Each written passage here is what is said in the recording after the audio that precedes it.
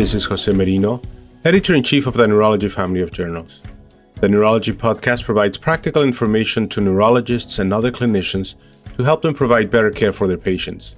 Thanks for listening and have a great week.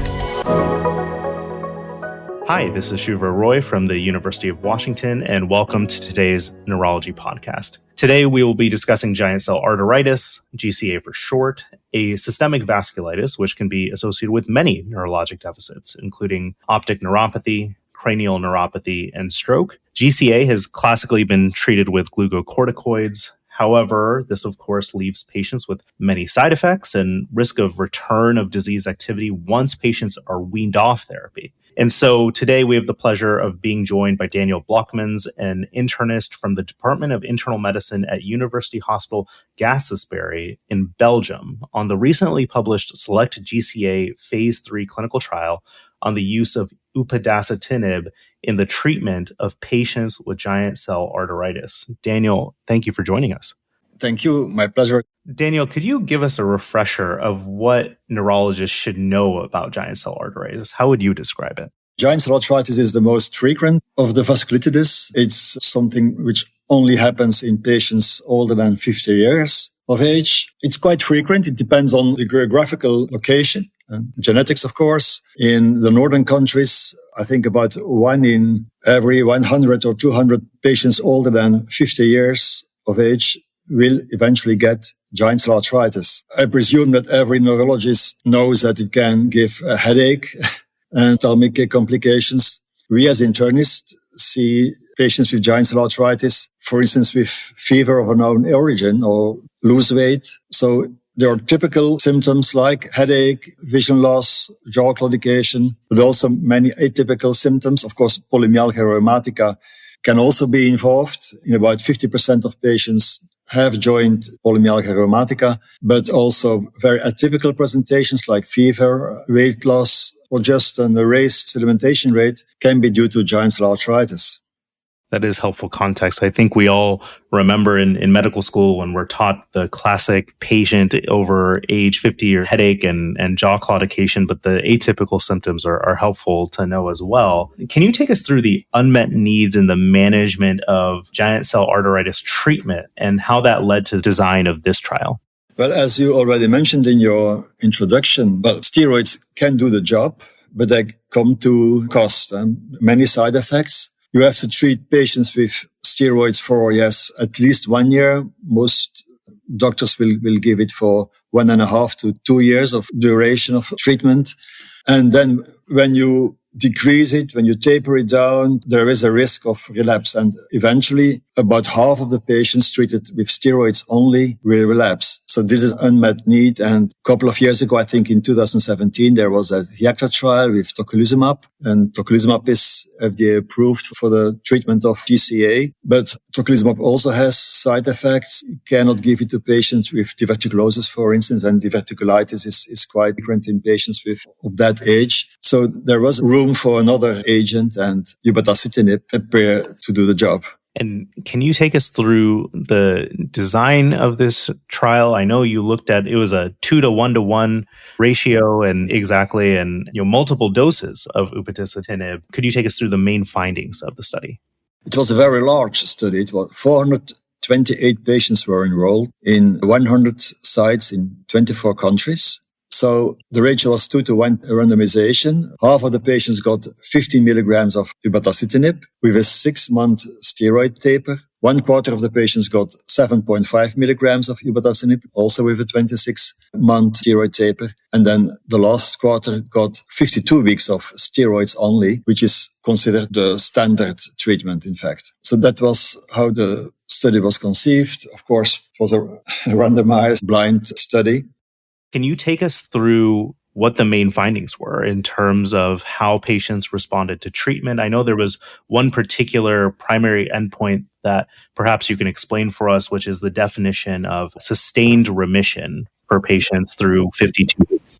So the primary endpoint indeed from this study was sustained remission, which means that the patient had to be without symptoms from week 12 to week 52. And he or she should have followed the steroid taper and the treatment as was meant to be. Sustained remission does not take into account CRP or sedimentation rate, which is important because that was in fact in the tocilizumab trial, the primary endpoint took into consideration CRP, but this in fact favored tocilizumab since tocilizumab will always lower CRP levels if it is effective, yes or no. So this was taken out as in this study, it was just absence of symptoms and adherence to the protocol from week 12 to week 52.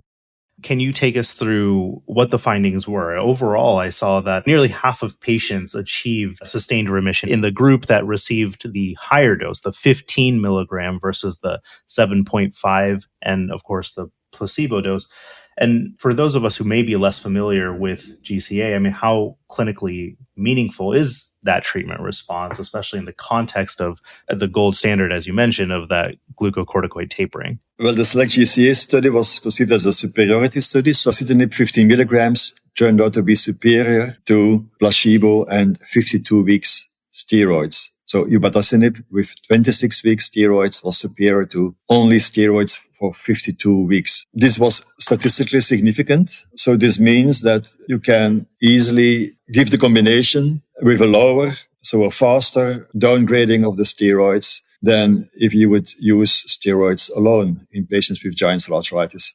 So older patients who cannot stand longer treatment with steroids, well, there is a possibility of taking tocilizumab. Now there is another possibility of adding tocilizumab. Or upadacitinib maybe also has the advantage that it's an oral therapy, so it's a pill. And I think that maybe that elderly patients prefer pills rather than injections. I do want to circle back on the comparison with tocilizumab, but before I do that, I just want to clarify, especially since JAK inhibitors are not a treatment that maybe we use as often in the neurology space. Are there any safety signals that we should be aware of from this study or with this class of drug?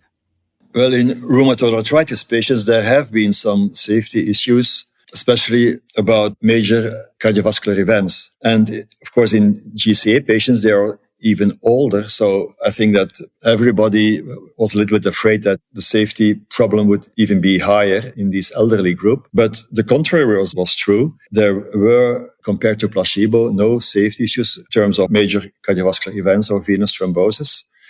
We saw what was expected to be a higher frequency of zoster infections with two very serious herpes zoster ophthalmicus infections in the patients who were treated with upadacitinib 15 milligrams a day. And the creatine kinase levels were also elevated, but not dangerous level. So these two side effects were expected. There were, in fact, fewer serious infections in the upadacitinib treated patients. And as I said, no higher incidence of cardiovascular events or venous thrombosis. So that was reassuring. And in fact, not expected because these patients were older than the patients with rheumatoid arthritis or other diseases which were treated with JAK inhibitors until now.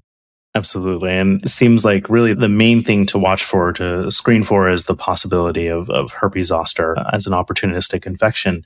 Yes, but then there is, of course, in vaccination, which can be offered. Exactly. Similar to many of the other immunosuppressive drugs that we may offer patients and arranging that vaccination ahead of time. You've hinted at perhaps some of the patients who tocilizumab may not be an option for. And obviously, we've discussed that tocilizumab, at least until now, has been the only currently approved treatment for GCA. How would you say upadacitinib compares and complements it in practice, and especially when considering their differences in the mechanism of action? You have a JAK inhibitor in this study, and then tocilizumab is an IL-6 inhibitor. Upadacitinib has a broader spectrum of activity. In fact, it does not only inhibit IL-6, but also interferon gamma. And this is also a very important cytokine in the pathogenesis of giant cell arteritis. So I personally do not believe that attacking just one cytokine will resolve the problem of vasculitis. I think to really get rid of the vasculitis, you not only have to deal with the Th17 lymphocytes, but also with the Th1 lymphocytes. And this is what upadacitinib does. But of course, this is on a theoretical point of view. We have no direct comparisons with tocilizumab. You have the YACTA trial, you have the SELECT GCA trial, but of course, no direct comparisons between the two. And I don't think that there is a study on its way to compare these two compounds. We struggle with the same thing in many of our rare neuroimmunologic diseases, given different manufacturers of different medications. What was, I think, unique about this trial is it was a rather global scope. And as a result, you have rather different healthcare systems. I mean, how do you envision the use of this drug being integrated into GCA treatment across all of these different healthcare systems around the globe? Well, I can just speak about Europe and Belgium. In Belgium, tocilizumab is reimbursed, but only when patients have many side effects to steroids and after methotrexate has been tried. So I know that in the States and also the American guidelines say that you have to treat every patient with GCA with tocilizumab. This is not the case in my country. We can only prescribe it if the patient relapses on steroids or if he has many side effects. And before starting tocilizumab, we have to try first with that old agent methotrexate. So the European guidelines and the American guidelines are different in that point. In the European guidelines, tocilizumab is not used in every patient, but only in relapsing patients or in patients with many side effects to high-dose steroids. And I think that the same will be true for upadacitinib, I presume. I can't imagine that Belgian government will be able to reimburse upadacitinib for every GCA patient. Certainly. And I think at least it presents us an alternative for patients and particularly offering a broader spectrum of coverage within the immune system as a whole. And that's where I want to take things next. Certainly, when we talk about a JAK inhibitor, it does block the signaling of several cytokines, including IL-6 and others. And so this is where I will ask you to speculate or perhaps tell us if there are any implications that you think we can draw on how this trial may be applicable to other sorts of vasculitides that impact the central nervous system. Well, it's clear that NIP can replace steroids now in many immune-mediated diseases. I would certainly suggest to try it also in patients with, for instance, primary angiitis of the central nervous system, which is a very hard disease to treat and monitor. If there, upadacitinib can be an option, but of course, I don't expect a randomized trial in such rare vasculitis like primary angiitis of the central nervous system.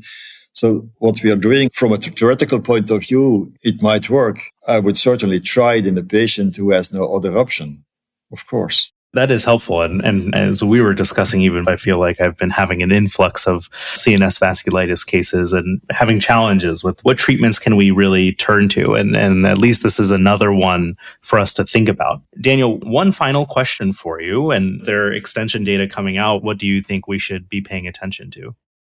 In November of this year, the 2-year results will be presented. And as you may know, after 1 year of treatment, patients were re-randomized, patients who were in complete remission for 24 consecutive weeks prior to the 52 weeks. They were re-randomized to continue on upadacitinib or to switch to placebo. Patients who got placebo and steroids, of course, the first year, they remained on steroids only the second year. And it will be important to see, of course, about efficacy, if patients who will be switched to placebo, if they relapse, yes or no, if you need to a treatment of more than 1 year duration. And we have to compare these patients who will be switched to placebo to the patients who got steroids only the first year and continued the second year on steroids only. If there indeed is a difference in the total dose of steroids both groups get. And then, of course, also the safety issue. There were no safety issues the first year. I hope this will remain the same during the second year. And so essentially looking at, do these patients have a sustained remission, as it were? And as I understand, that's especially important when we compare that to the tocilizumab data where patients, unfortunately, did relapse when they came off therapy. Is that right? Indeed, that's true. And now we will have to see if the same is true for upadacitinib. If they relapse, yes or no, when you stop upadacitinib treatment after 1 year. Daniel, thank you so much. This has been a great overview of giant cell arteritis as a whole, as well as our new potential treatment options and updates beyond the classic steroid taper that we've been taught about in medical school and beyond. And so I so appreciate your time. This has been today's Neurology Podcast. Thanks for tuning in. This is Stacey Clardy, your podcast editor. If you've enjoyed the podcast, please take a few moments to subscribe, rate, and review the Neurology Podcast through Apple Podcasts, Google Podcasts, Spotify, or wherever you listen. And remember, you can always head to neurology.org/podcast for our full list of past episodes. Or you can also search by keyword in your podcast app for any neurology-specific topics you want to learn about.